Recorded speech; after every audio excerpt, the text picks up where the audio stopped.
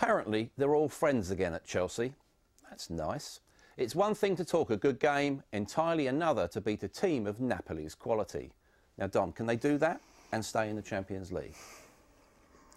Well, they can. They can draw inspiration from what Arsenal did against Milan. They only need to win 2-0. Arsenal needs to win 4, just to take it to extra time. I think it's unlikely because I think that although Di Matteo has got results in his first 2 games, he hasn't really been tested. Birmingham City of the Championship, not impressive first half.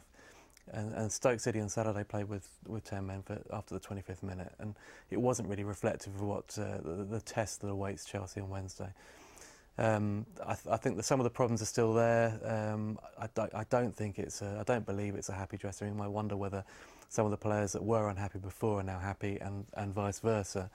I think it's a delicate balance at that club within the squad politically, and one poor result might tip it back again. But you know, he's done everything he could at the moment. This is the biggest test so far. So it's same old, John, isn't it? Really? Yeah, it is really. It is an annual event, really, and it's becoming slightly embarrassing. So why do you find it so funny, John? Well, I just think it is. They should. Yeah, no, absolutely. Kick me off there.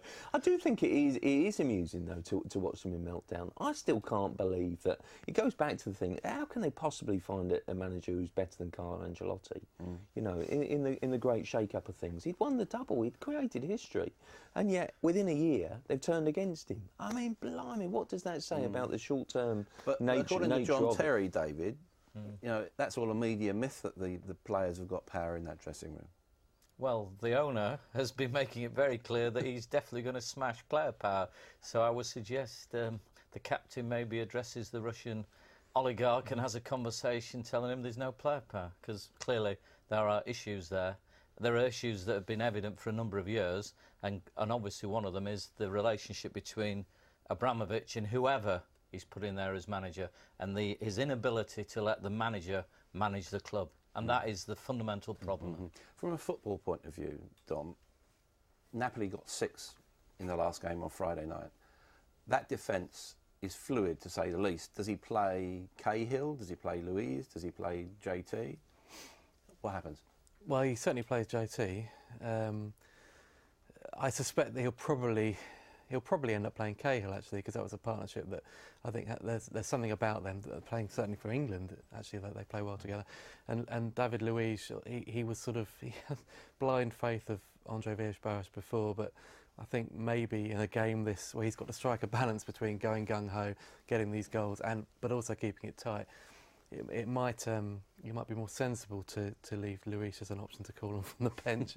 Although I would say that on Saturday, Cahill, for some bizarre reason, in the second half, suddenly meandered forward, and as if, you know, maybe they've been instructed to do that. Well, he got a good goal for England, didn't he? Well, yeah, he did actually. Yeah, it was a neat finish. I mean, he did play well, Cahill. So in that respect, you keep him on in form. And Ivanovic will play right back. Luiz didn't look convincing right back on Saturday.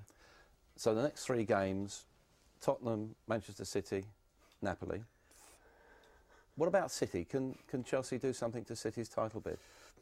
Well, the way City are playing at the moment, I would say yes. I just feel that if Chelsea can gel at any point and actually gain some momentum under Di Matteo, I still think they're a real threat to top 4 at the very least. You certainly can't write them off, and it's now looking increasingly like a 3-way battle: Spurs, Chelsea, and Arsenal for those remaining two Champions League places, and so all of a sudden they can have a say. But I think City at the moment look a little bit jaded, a bit tired, and it's more about their mental strength, whether they can come through this. They've been so good at the Etihad; that's been their stronghold, if you like, and so it's a big ask for any team, including Chelsea, to go and win there. And what about that defeat at Swansea? Did that surprise you, David?